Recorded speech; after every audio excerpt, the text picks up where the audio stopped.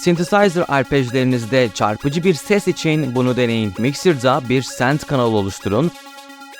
%100 wet, %0 decay ayarlarıyla bir reverb ekleyin. Ardından bir ping-pong delay ekleyin. Reverb decay seviyesi için bir otomasyon klibi oluşturun. Reverb'ün şişerek delay içine geçmesi için otomasyonu arttırın. Bu da çarpıcı bir geçiş efekti oluşturur.